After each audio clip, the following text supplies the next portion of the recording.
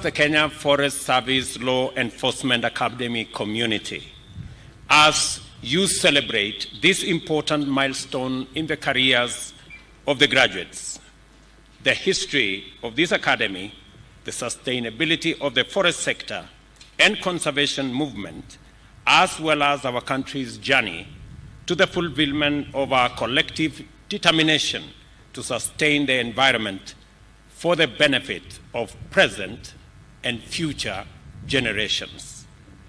This occasion, therefore, positions the graduating class, together with the Kenya Forest Service in its entirety and the Ministry of Environment and Climate Change, as the focal point of a critical constitutional mandate with existential implications, not only for us in Kenya, but for humanity in its entirety. Article 42 of the Constitution recognizes every person's right to a clean and healthy environment, which includes the right to have the environment protected for the benefits of the present and future generations, and to have obligations relating to environment fulfilled under Article 70. Article 69 sets out the state's obligations in respect of the environment, which include ensuring the sustainable management and conservation of the environment and natural resources, achieving and maintaining tree cover at least 10% of the national land area, and eliminating those processes and activities likely to endanger the environment. Our National Development Blueprint, the Kenya National Vision 2030, makes a clean and secure environment a necessary component of our development agenda. Moreover, the bottom-up economic transformation agenda commits us to implement the constitutional tree cover mandate together with the strategies to achieve mitigation, adaptation, and resilience in response to the impacts of climate change as part of a broader program to fulfill our commitment to reduce emissions by 32% by 2030. More than 2/3 of our landmass is arid and semi-arid rangelands. As a result of climate change, extreme weather, including prolonged and severe drought as well as flooding, have caused unprecedented levels of devastation through famine, loss of livelihoods, dried crops, and dead animals, both livestock and, for the first time, wild game. Our increased vulnerability to extreme weather and climate conditions is a consequence of negligent and dangerous human activity, such as the wanton destruction of forests, indiscriminate felling of trees, and clearing of vegetation, unsustainable land use practices, and the reckless encroachment of riparian and wetland ecosystems. Climate change itself, caused by global warming as a result of dangerous accumulation of greenhouse gases in the atmosphere, is driven by industrial emissions and pollution and the systematic compromising of the Earth's capacity to sequester carbon and the atmosphere using its natural lungs, which are our forests. Kenya is a strong champion of climate action with a track record of Pan-African and global leadership and participation in such frameworks, programs, and initiatives as the Conference of Parties to the United Nations Framework on Convention on Climate Change, the Paris Summit, and most recently, the first ever Africa Climate Summit. We are also the home of the United Nations Environmental Programme, UNEP, and have a long history of effective climate and environmental multilateral diplomacy. Our commitments with regard to climate action are therefore fundamental to our development agenda and critical to our national interest.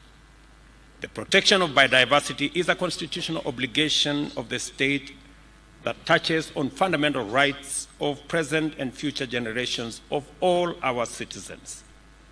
Our tree cover and forests sit at the heart of this commitment, both in terms of protection and conservation, and also with respect to enhancement and protection of all our environmental assets. I find it important to share this context with you, and especially with the graduates. If anyone told you, young people standing before me today, that your job is a routine occupation, they are very mistaken. You enter our national economic transformation equation as the people's trustees and guarantors of fundamental constitutional mandates and custodians of our forest value chain, which comprises critical resources and essential community assets. Our lives and livelihoods depend on the protection and sustenance of our biodiversity and the mitigation of climate change. You are therefore expected to be drivers of our national landscape and ecosystem restoration program and lead our organizations, communities, and especially the young people in making sure that our ambition to grow 15 billion trees by 2030 is actualized. Wacha nirudie kwa Kiswahili ili tuelewane. Tumekubaliana ya kwamba majukumu mnayoenda kuchukua kutoka leo sio majukumu ya ajira peke yake. Ni majukumu ya muhimu katika kuhakikisha ya kwamba matatizo ya kubadilika kwa hali ya mazingira yanashughulikiwa. Azma yetu kama taifa kupanda miche bilioni 15 inatimia. Na vile vile tunapata nafasi kama taifa kutumia rasilimali zetu za misitu kuongeza nafasi za ajira na vile vile kuzalisha uchumi wa taifa letu la Kenya kwa kuhakikisha ya kwamba rasilimali zetu za misitu inatumika katika kutengeneza furniture ya taifa letu la Kenya na kuhakikisha ya kwamba vijana wetu wanajumuishwa katika nafasi za ajira, ikiwemo mpango wetu wa nyumba 200,000 kila mwaka. Tutahitaji rasilimali nyingi ambazo zitatumika kutoka misitu yetu.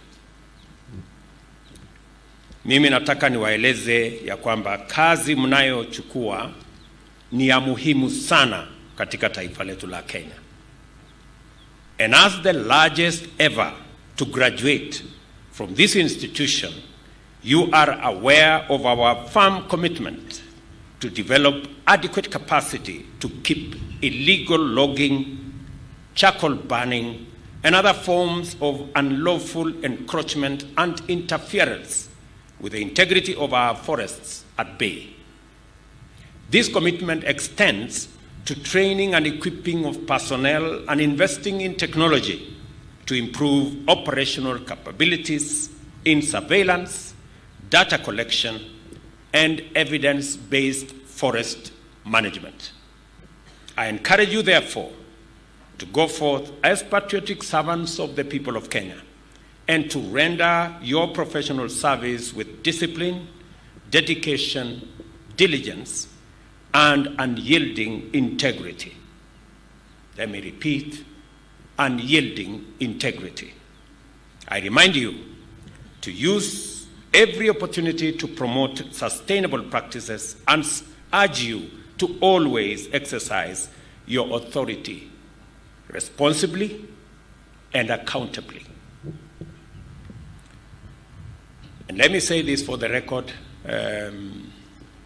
my sons and daughters, the young people of Kenya, as you graduate today, that you have a huge responsibility on your shoulders But I am confident that the training that you have received in this institution and your personal selection into this great army of forest rangers is merited, and therefore I have the highest expectation from you that you will discharge your responsibilities responsibly and accountably. There are many who have let us down. The reason why I made the decision that we are going to recruit the largest ever group of rangers, trainees in Kenya, in post-independence Kenya, is because the matter of climate change, the matter of our environment is critical, it is important, and it poses an existential threat, not just to us as a country, but to humanity in general. Na ndio sababu katika ghafla hii ambayo hawa vijana wetu wanapata nafasi ya kufuzu wakiwa ni cohort ama vijana ambao wanafuzu leo ni vijana 2664. Tuko pia na forest officers ambao watakuja hapa baada ya graduation hii 600 watakao sasa tusaidia kusimamia misitu yetu katika taifa letu la Kenya. Na tumefanya hivi makusudi kwa sababu tuko na mambo manne ya muhimu. Ya kwanza, tuko na matatizo ya kubadilika kwa mazingira, na ni lazima tushughulikie tatizo hilo kwa sababu ni ya muhimu. Tumepoteza wanyama wengi, mifugo yetu pamoja na wanyama wa pori kwa sababu ya mabadiliko ya mazingira, na ni lazima tubadilishe mienendo yetu, kupanda miti vile tumesema bilioni 15, na nyinyi vijana wetu ndio mtakao tusaidia kutekeleza wajibu huo. Jambo la pili, tumekuwa na matatizo makubwa kulinda misitu yetu na mazingira yetu,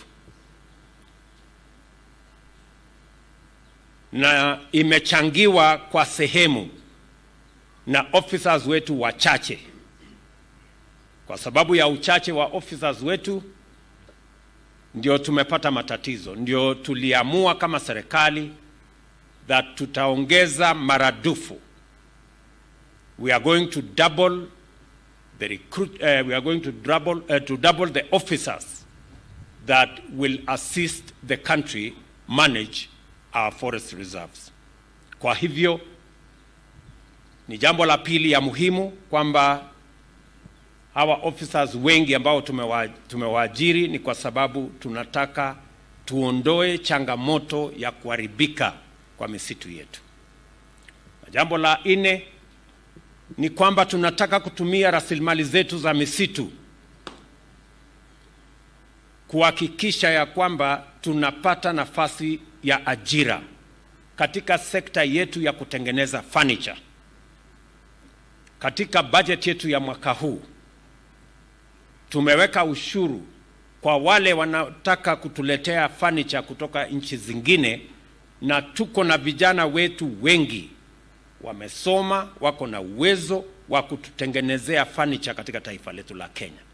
Kwa hivyo jukumu letu katika kushughulikia sekta hii ni kuhakikisha kwamba tunapanua nafasi za ajira kupitia sekta hii ya kutumia rasilimali yetu ya misitu, kuhakikisha kwamba hatuagizi vitanda na meza na furniture na viti kutoka nchi zingine zitengenezwe na vijana wa taifa letu la Kenya, tukitumia rasilimali yetu ya misitu ya taifa la Kenya na ndio sababu tunaongeza hawa officers watuchungie rasilimali hizo, ili wale watu wachache ambao wametumia hizo rasilimali kwa njia isiyofaa tuweze kuwazuia.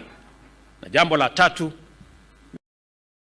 la nne, tunataka pia kutumia rasilimali zetu za misitu kuzalisha uchumi wa taifa letu la Kenya, ili tuweze kutumia rasilimali ambazo ziko Kenya kuhakikisha ya kwamba hatutumi foreign exchange ama pesa zetu za kigeni tukiwa tunaagiza vitu ambavyo zinaweza kutengenezwa na vijana wetu katika Kenya wakitumia rasilimali zetu hapa Kenya. Na ndio sababu na mimi nataka niwashukuru communities, jamii ambazo wanaishi karibu na misitu. Wengi wa community forest associations wametusaidia sehemu kubwa kuhakikisha kwamba uharibifu wa mazingira ama misitu haiendelei wakiwa pale wakitazama.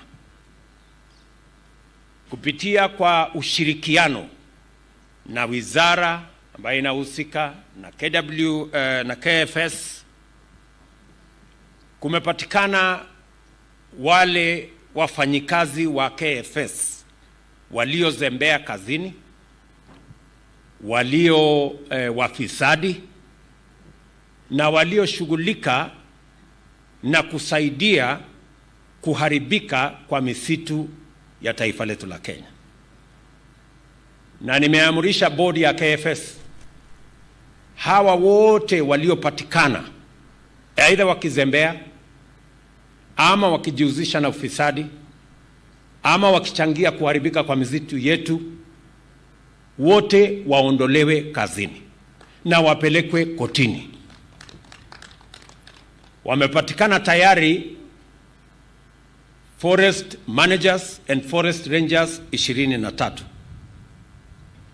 Those who have been found either compromised, incompetent, or engaged in corruption in this space that has led to the destruction of our forest assets, I have instructed the board to remove them from being officers of government and workers of government, and as the DCI is concluding investigations, to make sure that these people are prosecuted. From tomorrow, I don't want them in government payroll. These are people who are saboteurs and who are encouraging the destruction of our environment. There must be a thorough cleanup in the Kenya Forest Service. And I have instructed the ministry to make sure that the tragedy that had become of the Kenya forest and environmental conservation in our country must come to an end. And that we are going to take whatever steps that are necessary to protect our environment, to protect our forests, and to make sure that the many good officers in the Kenya Forest Service, including those who are joining today, who are before me, have an opportunity to serve our country with integrity. Let me also say and congratulate the National Youth Service for working with our Kenya Forest Service in sharing these facilities of training. This is the true spirit of one government approach. We must continue to share all the facilities that we have, either for training or any other facilities, so that we can make sure that we use optimally all the infrastructure that we have at our disposal. I also want to state here and congratulate the management of Kenya Forest Service. I am informed that the uniform that these graduates are wearing and also the shoes are all locally made in Kenya by Kenyans. And I have already issued instructions going forward. All uniforms, shoes, and other pieces and items of clothing that are required by all our security services must be manufactured locally by our companies and made by our Kenyan young people. Let me also underscore that going into the future, we will continuously refine and review the terms of service of all our officers. We've just concluded one for our police, prisons, and NYS. We will embark on Kenya Forest Service and KWS to see how they too can work in an environment where the people of Kenya appreciate the contribution they are making towards making our country sustainable. Let me conclude by saying that we will not allow the few people engaged in criminal activity to deny us the opportunity to exploit our commercial forests, our forest assets, for the growth of our country and the growth of our economy and the creation of jobs for our young people. We will deal firmly with them.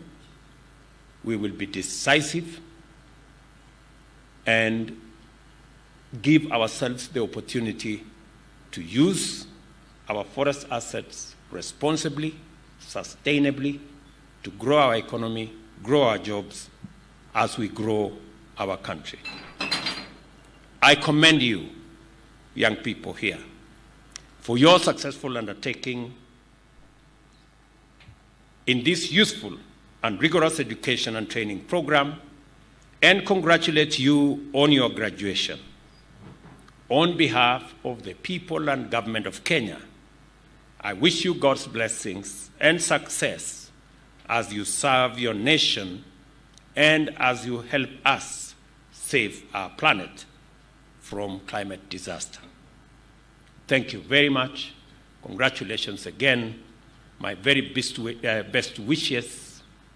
Na vile waziri amesema, na nimefurahi ya kwamba tuko na Wakenya wengi. Nimeambiwa hapa ya kwamba kuna Wakenya hapa karibu 30,000 na wamekuja kusherehekea graduation hii ambaye nimesema ndio kubwa zaidi tangu tuwe taifa huru kwa watu wa Kenya Forest Service. Na tunafanya hivi makusudi kwa sababu ni jambo la muhimu sana katika taifa letu. Tunangojea mvua ya wakati huu, na tumekubaliana ya kwamba katika msimu huu wa short rains tayari Kenya Forest Service na Wizara ya Environment wako na miche milioni 150.